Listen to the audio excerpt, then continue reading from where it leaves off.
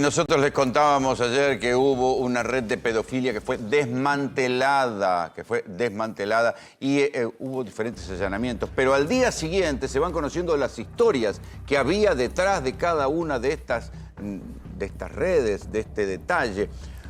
Nosotros le contamos ayer el caso de un padre que utilizaba a su hija para sacarle fotos y venderla. ¿Qué otras cosas más fueron trascendiendo en el día después, Javier? Y algunas conversaciones que han tenido, por ejemplo, algunos de los involucrados en estos hechos, ¿no? Recordemos que hubo 112 detenidos y varias decenas de allanamientos en distintas ciudades de toda la provincia de Buenos Aires, en un operativo que es el cuarto en defensa obviamente de la niñez y por los abusos infantiles. Estamos hablando de pedofilia, estamos hablando de intercambio de material y demás.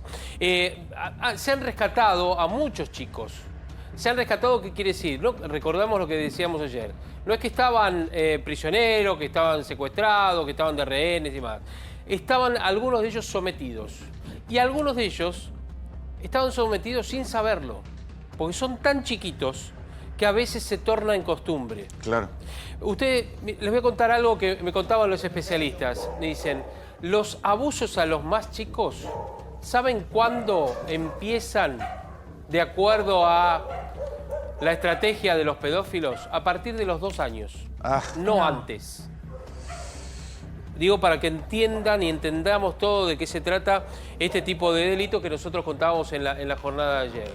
Lo que van a ver ustedes son algunas imágenes. Ayer les contábamos también lo que pasaba en las cárceles, ¿sí? En la cárcel en realidad de Florencio Varela, en varias celdas, con 5 detenidos. Uno de ellos, estas son las imágenes, es de apellido Valderrama.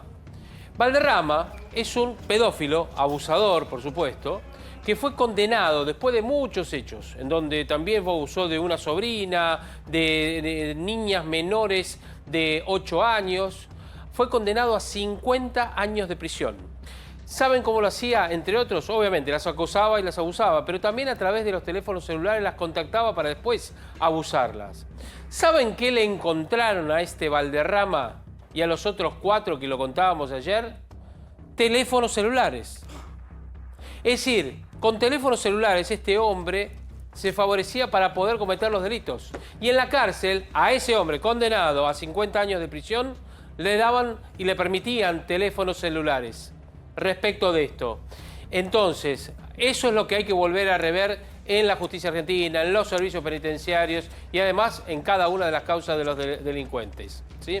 Vamos a contarles a ustedes qué encontraron en los allanamientos. Ahí está, algunos de los detalles. En este rescate de 70 chicos y chicas, 20 detenidos, 112 imputados en esta causa, porque también hay una investigación, porque lo que han hecho es intercambiar información, 114 allanamientos, decíamos, operativos en 64 ciudades de solamente la provincia de Buenos Aires. 260 celulares. Esto es importante, la incautación de los teléfonos celulares. Claro, y hay que replantear la cuestión de los celulares. ¿Cómo le das celulares a tipos que tienen condena por pedofilia? Sí. ¿Los dejás servidos para que tengan contacto y arranquen con el grooming y tengan contacto con adolescentes? Y lo hacían. Y lo hacían desde las cárceles. Perdón, Javi, perdón. De verdad, perdón, María, también.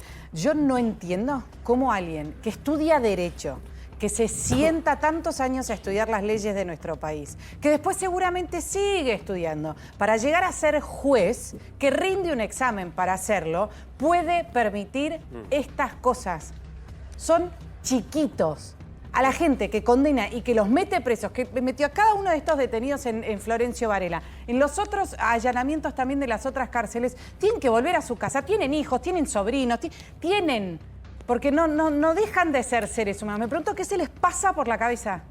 Perdón, pero ¿qué se te puede pasar por la cabeza para permitir una cosa así? Totalmente. A mí me hace doler la panza, lo dije ayer. Lo que pasa es que hay cosas que tienen vacíos legales. Una cosa es lo que esté prescripto en las leyes, como sentencias, pero evidentemente hay algún vacío legal ahí. Y después la cuestión de los celulares, que no está legislado en ningún lado. Nadie dijo, por ley los presos pueden tener celulares. Sin embargo, por usos y costumbres se deja y no se modifica. Exacto, porque eso fue una excepción solo para la pandemia.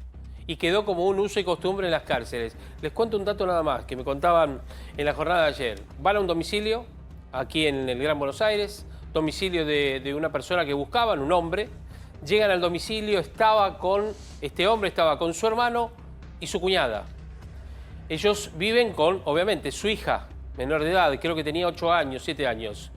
Y este hombre era el tío de la nena. Los padres se enteraron ahí. Claro, ahí vieron que el tío era el hombre que abusaba de los hijos de ellos. Y lo descubren en el momento. Exacto, en el momento. También, digamos, imagínate la desesperación de la gente. La madre la tuvieron que asistir con una ambulancia y trasladarla de la desesperación. Javi, ¿qué es esto? ¿Qué es Kaikai? Esta es la captura de pantalla de uno de los teléfonos celulares de los detenidos. Este es un teléfono que utilizaban ellos con una aplicación especial para poder comunicarse entre ellos. Estoy hablando de los que se distribuían el material pornográfico infantil, ¿sí? Recuerden que el tema de pornografía infantil es de abuso. No es una persona que trabaja de eso o vive de eso. Esperen, toda imagen de desnudez de menores es abuso. Vamos a tomar contacto con Verónica Toller, es directora del Comité Ejecutivo para la Lucha contra la Trata y la Explotación. La tenemos en un móvil. ¿Hay un vacío legal? ¿Hay penas demasiado laxas para este tipo de delincuentes? Verónica. Estaba escuchando atentamente todo lo que estaban comentando. Quiero hacer después un comentario, Rolanda, acerca del tema de los celulares. A ver, vacío legal como tal no hay. La ley argentina es clara, es específica y es fuerte respecto del tema de trata de personas, ¿sí? La ley de trata tiene 6 modalidades y esto que estamos hablando es la 4ª modalidad de la ley de trata, es decir, trata para explotación sexual de menores en la modalidad de producción de material de abuso sexual y violaciones. La ley en realidad todavía habla producción de pornografía infantil. Hoy le decimos material de abuso sexual infantil y violaciones.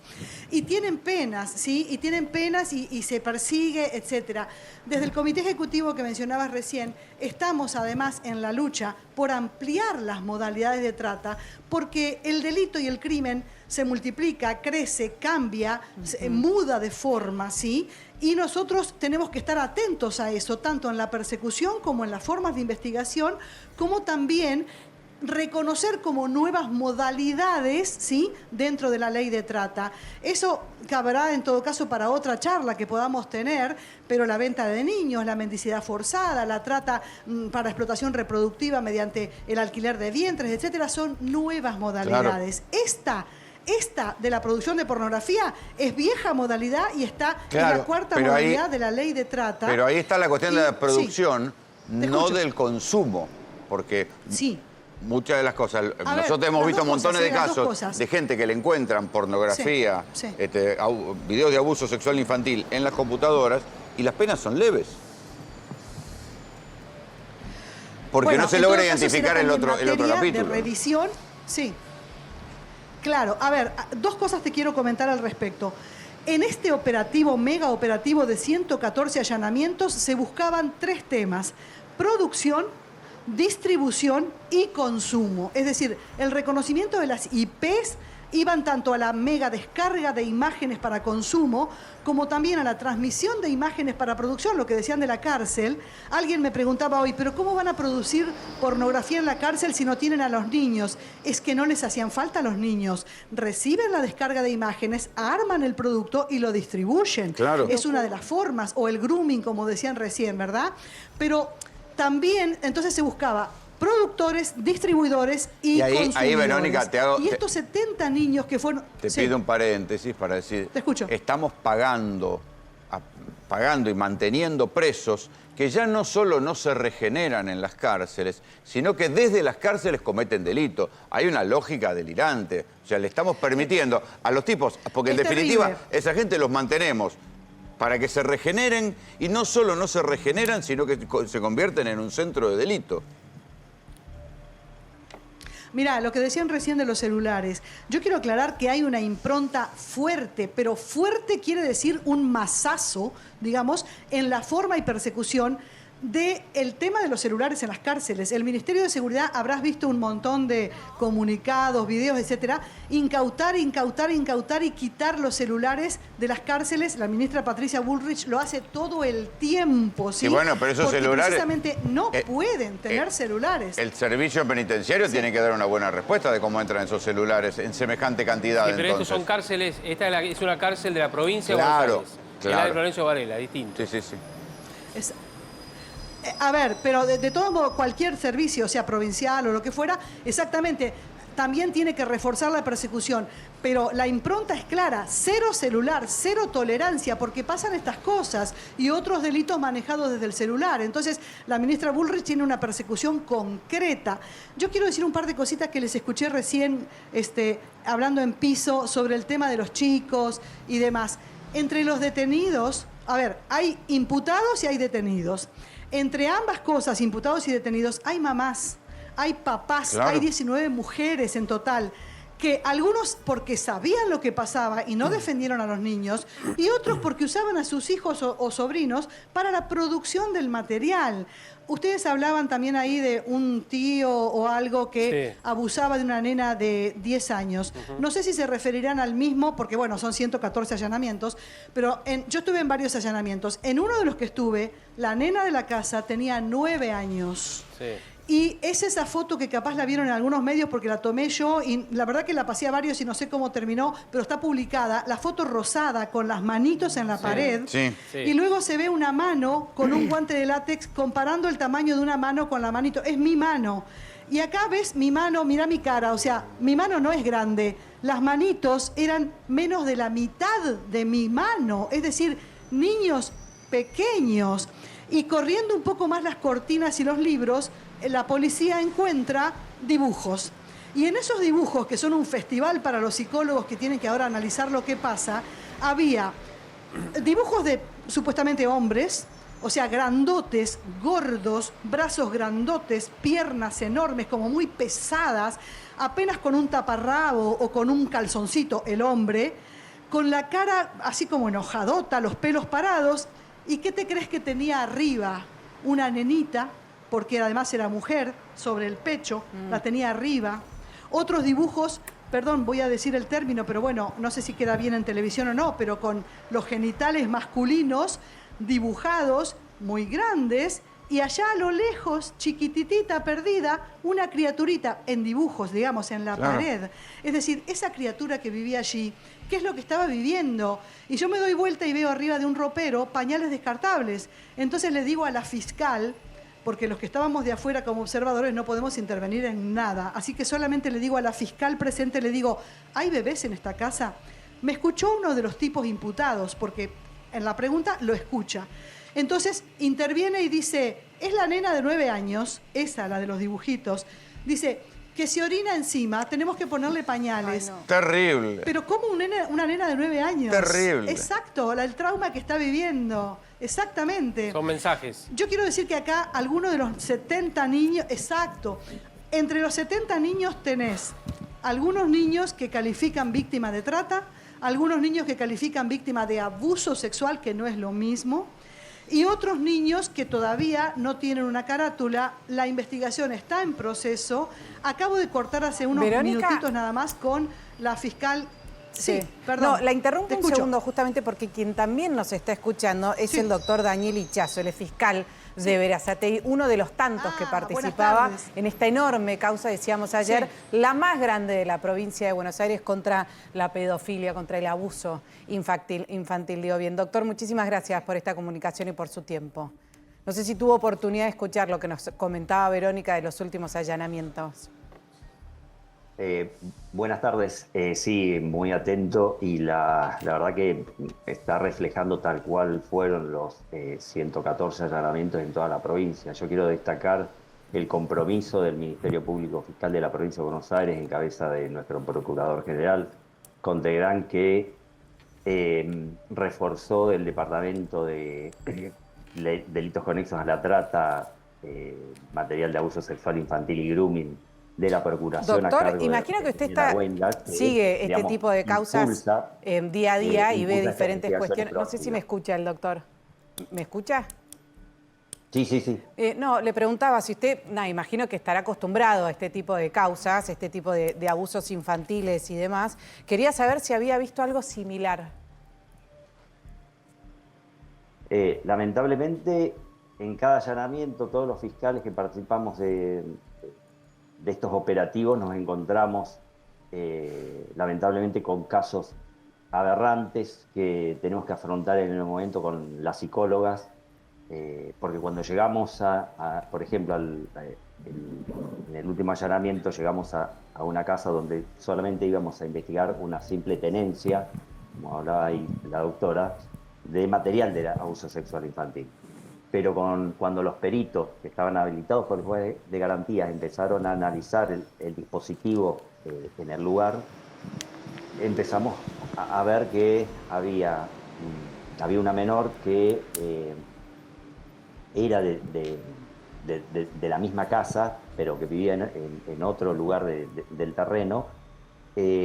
Identificamos que habían producido ese material de violencia sexual hacia ella en ese domicilio por el sillón. Digamos, el sillón era característico por el color. O sea que después la producción, distribución y consumición que nos contaba recién Verónica, parte de la producción es una de las viviendas donde ustedes llegaron a buscar, directamente parte de la distribución. Y fiscal, parece que por primera vez se identificaron varias de las víctimas, porque muchas veces se topan con el material de abuso sexual infantil grabado, pero es muy difícil identificar las víctimas. Bien, ese es un trabajo que hemos revertido y ahora cuando vamos a los allanamientos tratamos de llegar con las órdenes con autorización del juez para analizar en el lugar del hecho los dispositivos. Porque si no, lo que nos pasaba antes es que nos llevábamos los dispositivos y a los 60, 90 días, cuando teníamos la pericia, advertíamos que había una víctima ahí en esa casa y no nos habíamos dado cuenta. Qué tremendo. Porque no podíamos analizarlos en el lugar. A partir ¿Y qué de pasa, este cambio, doctor, qué pasa con esos chicos? Bueno, supongo que no se los tienen que dejar esos padres. no, los padres se enteraron en el mismo momento que nosotros vamos a entrevistar a la nena de lo que estaba pasando. Los padres no sabían nada. Claro, porque era un tío en ese caso. Y un tío que cuidaba cuando ellos se iban a trabajar a la menor, y en la confianza de la familia, que se pueden imaginar ellos que Seguro. Doctor. esa nena estaba pasando por ese trauma. La nena, cuando nos vio ahí, se dio cuenta por qué llegábamos y rompió también en llanto, y ahí pudo manifestar lo que pasaba. Pobrecito. Que no lo pudo decir a sus padres. Y hacerles entender a los padres que ni la nena tenía culpa de lo que había pasado porque no había contado, porque el niño es niño y el niño puede contar lo que puede en un momento determinado y hay que darle el espacio para que pueda hacerlo. Sí. Y los padres tampoco son culpables porque, digamos, ante una situación tan traumática, digamos, no se pueden culpabilizar. Doctor, lo que hay que hacer son dos cosas, diálogo y acompañamiento. Tal cual. Doctor Javier Díaz, con el doctor estuvimos hablando todos estos días también y me contaba no una historia, sino uno de los hechos, porque el doctor Ichazo es quien ingresó, con otros, por supuesto, a la cárcel de Florencio Varela. Y allí se topó con que uno de los 5 presos, que además tienen esta causa, es justamente quien mencionaba yo hace un ratito, Valderrama. Este hombre que fue condenado a 50 años de prisión por lo mismo y que le habían permitido tener un teléfono celular con el cual no solamente conseguía fotos de chicos y niñas desnudos, sino que además distribuía y vendía, doctor, ¿no? Exactamente. Valderrama no solamente había creado un grupo con otros internos para distribuir el material que se había guardado de los abusos que él produjo y por el cual fue condenado a 50 años, sino que a la vez también intercambiaba con otro grupo que tenía eran 3 de Chile, Paraguay y Uruguay, intercambiaban material. Obviamente, digamos, toda esta información ya la tiene Interpol de cada uno de estos países para identificar a esos depredadores sexuales y a alguna posible víctima, ¿no? Porque hay unos chats donde indudablemente hay una menor involucrada en Uruguay, en Chile específicamente, y se intercambiaba ese material. La verdad que, Doctor Ichazo, doctora Toriel, les agradecemos mucho las explicaciones de esto que nos tiene absolutamente estupefactos. Muchísimas gracias a los dos.